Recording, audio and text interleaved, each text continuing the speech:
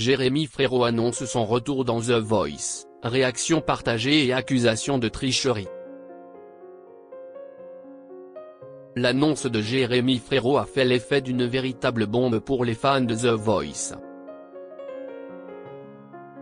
Mercredi 15 mai 2024, le chanteur révélé dans la 3e saison du célèbre télécrochet a annoncé sur Instagram son grand retour sur le plateau de l'émission phare de TF1.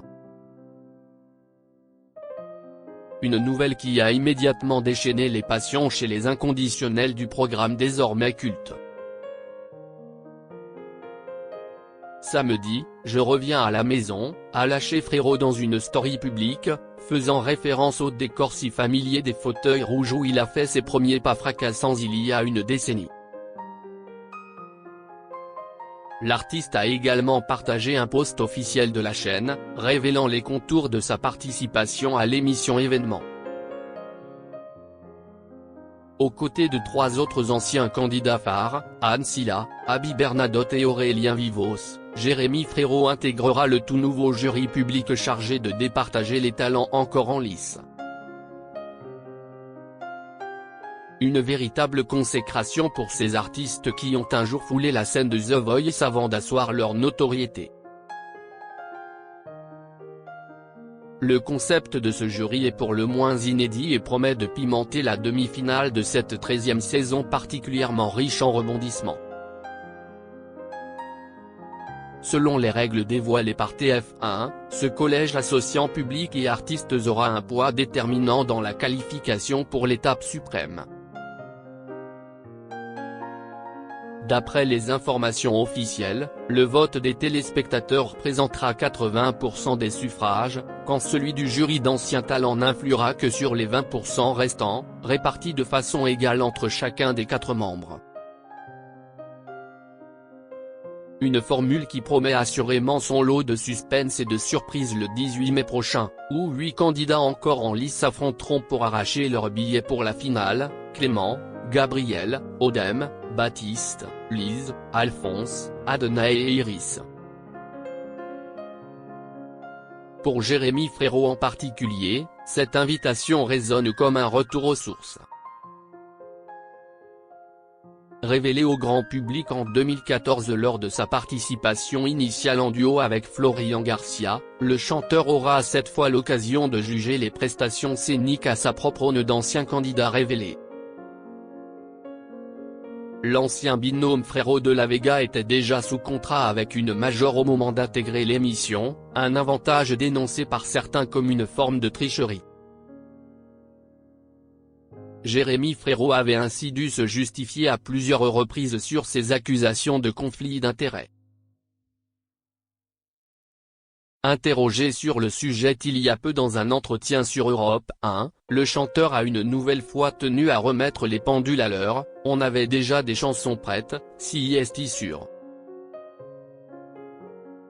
Mais quand tu fais The Voice, tu le fais pour signer chez Universal, et nous on y était déjà. En vrai, il n'y avait aucune tricherie, a-t-il assuré.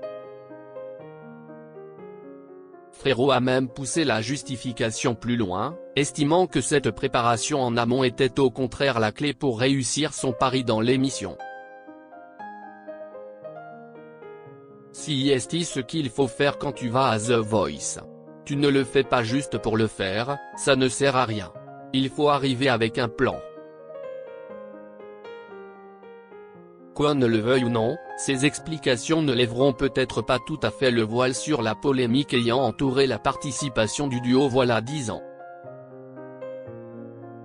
D'aucuns pourront en effet toujours arguer que l'avant-scène médiatique, aussi minime fût-elle, constituait un avantage de taille sur les autres candidats.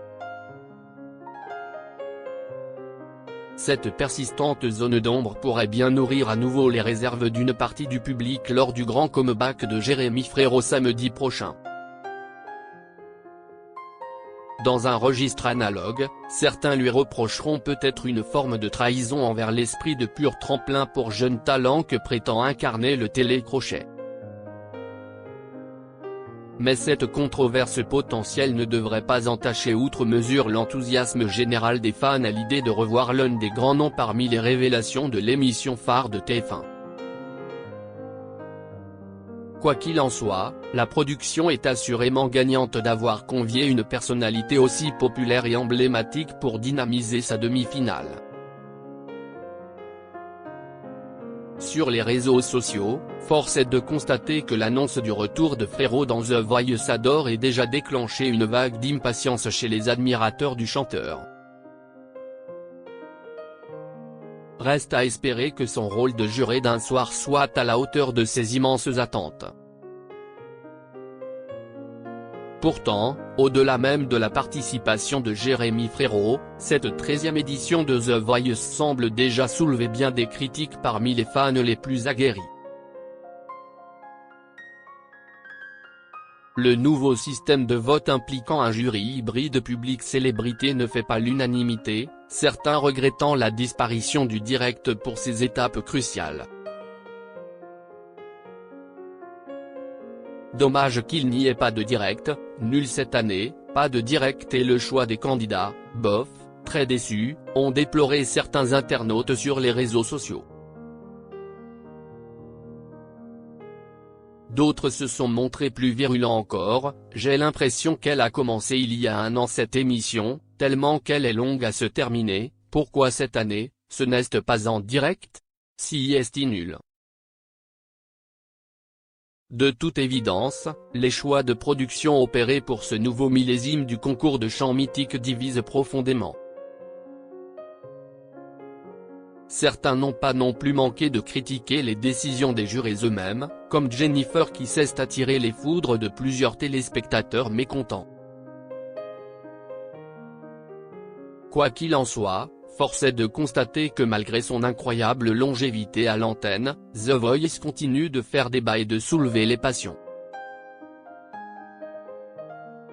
Une excellente nouvelle pour la production, qui assure ainsi pérennité et visibilité maximale à son émission phare. Si est dans ce contexte animé que Jérémy Frérot effectuera donc son comeback tant attendu. Un défi de taille pour l'ancien candidat qui sera immanquablement au cœur de toutes les attentions des millions de téléspectateurs. Entre reconnaissance des fans et doute de ses détracteurs, tout sera réuni pour faire de cette demi-finale un véritable événement cathodique. Une nouvelle preuve de la capacité de The Voice à rester au sommet du divertissement. Prêt à vibrer, Frérot ?